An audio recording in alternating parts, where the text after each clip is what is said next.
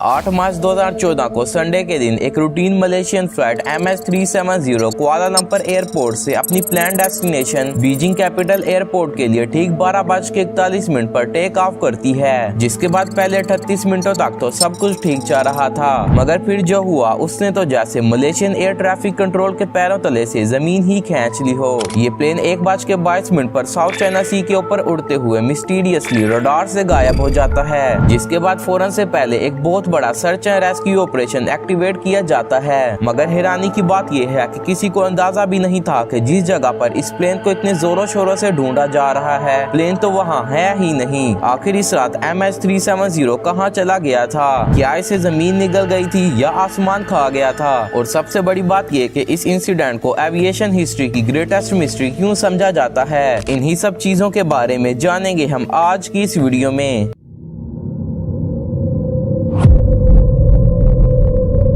MH370 एक international passenger flight थी जिसे मलेशिया एयरलाइंस ऑपरेट कर रही थी। इस एयरक्राफ्ट का मॉडल बोइंग 777 था, जिसे 31 मई 2002 में मलेशिया एयरलाइंस को डिलीवर्ड किया गया था। इस एयरक्राफ्ट का टोटल फ्लाइट टाइम 53,471.6 आवर्स था और इसने अपनी 7,526 फ्लाइट्स कंप्लीट कर रखी थी। आज से पहले MH370 किसी भी मेजर इंसिडेंट में इन्वॉल्व नहीं हुआ था, लेकिन अगस्त 2012 में इसके साथ एक माइनर इंसिडेंट जरूर हुआ था, जिसमें शंघाई पुडगोन इंटरनेशनल एयरपोर्ट में टैक्सिंग के दौरान इसकी विंग टिप टूट गई थी। आखिरी बार इस जेट लाइनर की मेंटेनेंस 23 फरवरी 2014 को की गई थी। आज के दिन इस एयरक्राफ्ट में 14 डिफरेंट नेशनैलिटीज के लोग सवार थे, जिसमें 227 पैसेंजर्स और 12 क्रू मेंबर्स शामिल थे। और तो 153 के नंबर के साथ सबसे ज्यादा चाइनीज पैसेंजर्स थे। इस फ्लाइट के command pilot 52 years old captain Zaharie Ahmad Shah थे, जिनके पास 18,365 आवर्स का फ्लाइंग एक्सपीरियंस था। और copilot 26 years old first officer Fariq Abdul Hamid थे, जिनके पास 2763 आवर्स का फ्लाइंग एक्सपीरियंस था। जैसा कि मैंने स्टार्ट में बताया, ये प्लेन कुआलालंपुर से बीजिंग जाने वाला था, जिसमें से 5 घंटे और 34 मिनट लगने थे। इस डिस्टेंस को कवर करने के लिए एक बोइंग 777 को estimated 37,200 kilogram jet fuel required होता है, मगर इस एयरक्राफ्ट में सेफ्टी पर्पस के चलते 49,100 किलोग्राम जेट फ्यूल डाला गया था, जिसका मतलब है कि किसी भी इमरजेंसी की सूरत में ये प्लेन बीजिंग से 7 घंटे और 31 मिनट एक्स्ट्रा फ्लाई कर सकता था। सभी सेफ्टी मेजर्स के बाद फ्लाइट MH370 12:41 पर मलेशिया के कुआलालंपुर एयरपोर्ट से टेक ऑफ कर जाती है। First officer air traffic control के साथ कम्युनिकेट कर रहा था। Malaysian 370 Lumpur radar, good morning, climb flight level 250। सब कुछ एकदम स्मूथली चल रहा था और वेदर भी बिल्कुल क्लियर था। 12:40 पर air traffic control flight MH370 को अप्रॉक्स 35,000 फीट के एल्टीट्यूड पर जाने के लिए क्लियर कर देता है। Level 250 Malaysian 370। Malaysian 370 climb flight level 350। मगर 1 बजे के बाद चीजें मिस्टीरियस होना शुरू हो गयी। ठीक 1:19 पर एयर ट्रैफिक कंट्रोल ने फ्लाइट MH370 से आखिरी बार कम्युनिकेट किया था। Malaysian 370 contact Ho Chi Minh 120.9। Malaysian 370।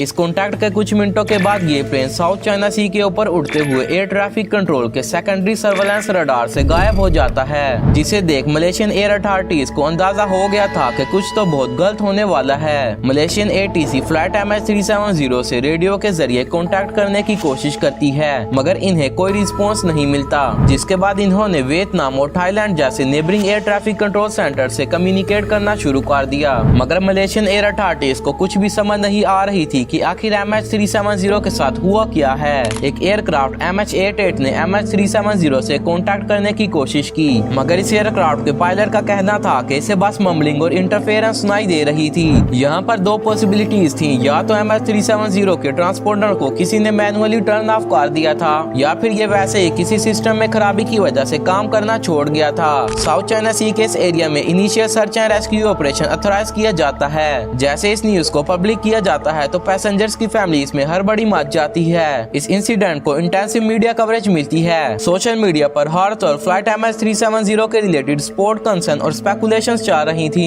मगर फिर इस मिस्ट्री में एक यू टर्न आता है। पता ये चलता है कि 1:22 पर जब ये प्लेन ATC के सेकेंडरी रडार से गायब हुआ था तो मलेशिया मिलिट्री का प्राइमरी रडार इसे अगले 1 घंटे तक ट्रैक करता रहा था।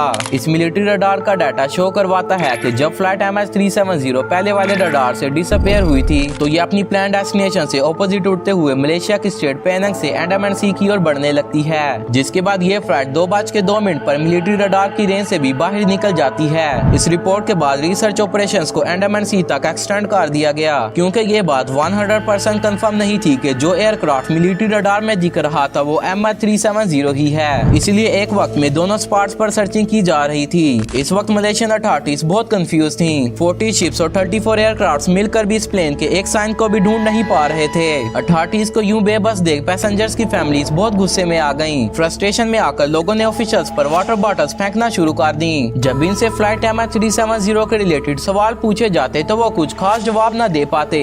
लेकिन फिर जो हुआ उसने एक बार फिर इस मिस्ट्री का रुख बदल कर रख दिया। एक एयरक्राफ्ट का सैटेलाइट कम्युनिकेशन सिस्टम हर 30 मिनट के बाद इमर्सन सैटेलाइट को ऑटोमेटिक पिंग सेंड करता है। ये पिंग्स दरअसल ब्रीफ सिग्नल्स होते हैं जिन्हें एक सैटेलाइट एयरक्राफ्ट के रडार कनेक्शन लास्ट होने पर भी डिटेक्ट कर सकती है। ऐसा ही एक पिंग फ्लाइट MS-370 ने आखिरी बार 8:19 पर इमर्सन सैटेलाइट को सेंड किया था, जिसका मतलब था कि एयर ट्रैफिक कंट्रोल के रडार से डिसअपीयर होने के 6 घंटे बाद भी ये प्लेन हवा में उड़ रहा था। लेकिन कहां पर? बात दरअसल ये है कि इन पिंग से एक एयरक्राफ्ट की एग्जैक्ट लोकेशन तो ट्रैक नहीं की जा सकती, मगर सैटेलाइट एक्सपर्ट्स रफ कैलकुलेशन करके एक जनरल फ्लाइट पैथ डिटरमाइन कर सकते हैं। मलेशियन फ्लाइट MS-370 के केस में जब सैटेलाइट डाटा को एनालाइज किया गया तो जो रिजल्ट सामने आया उसने इस मिस्ट्री को और ज्यादा उलझा कर रख दिया। मिलिट्री रडार से डिसअपीयर होने के बाद फ्लाइट MS-370 साउथ की ओर टर्न लेकर साउदर्न इंडियन ओशन के ऊपर लगभग 6 घंटे फ्लाई करती है, जिसके बाद इसका फ्यूल खत्म हुआ और ये पानी में क्रैश लैंड कर गई। सैटेलाइट डाटा के सामने आने के बाद सर्च ऑपरेशंस का फोकस साउदर्न इंडियन ओशन में शिफ्ट हो गया, जिसमें सरफेस के साथ साथ अंडर वाटर सर्चिस भी शामिल थी।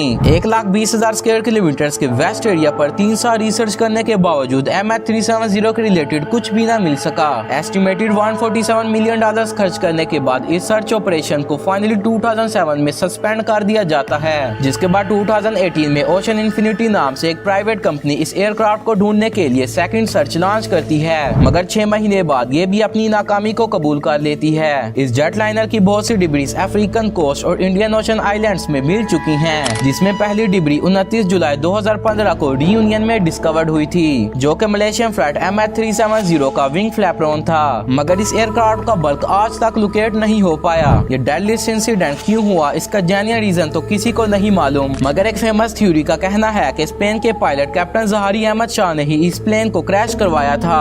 और तो कुछ लोगों का ये भी मानना है कि इस प्लेन को हाईजैक कर लिया गया था, मगर इस क्रैश के पीछे का असर रीजन तो MS-370 के ब्लैक बॉक्स में बंद है, क्योंकि एक एयरक्राफ्ट के अंदर ब्लैक बॉक्स ही वाहिद ऐसी डाटा रिकॉर्डिंग डिवाइस होती है जो कि न सिर्फ प्लेन के क्रैश होने के बाद भी सर्वाइव कर जाती है, बल्कि साथ ही अपने अंदर मौजूद डाटा को भी सेव रखती है। यही वजह है कि इस मिस्ट्री से पर्दा उठाने के लिए MS-370 के ब्लैक बॉक्स को ढूंढना बहुत जरूरी है। आज इस एयरक्राफ्ट को वैनिश हुए 10 साल गुजर चुके हैं और अब हमारे पास ज्यादा एडवांस टेक्नोलॉजी है, जिससे MS-370 के मिलने के चांसेस भी 2014 के मुकाबले में बहुत ज्यादा हैं। इसीलिए मलेशियन गवर्नमेंट एक बार फिर इस एयरक्राफ्ट को ढूंढने के लिए ओशन इन्फिनिटी नामी मरीन एक्सप्लोरेशन कंपनी से बात कर रही है। बहुत से एक्सपर्ट्स का मानना है कि ये एयरक्राफ्ट वेस्टर्न ऑस्ट्रेलिया के करीब 15,000 स्क्वायर किलोमीटर के एरिया में हो सकता है। इसीलिए अगर मलेशिया कोई सर्च ऑपरेशन शुरू करवाता भी है तो ये इसी एरिया में होगा। मलेशियन फ्लाइट MS-370 की डिसअपीयरेंस के रिलेटेड आपका क्या ओपिनियन है, मुझे कमेंट सेक्शन में जरूर बताइएगा।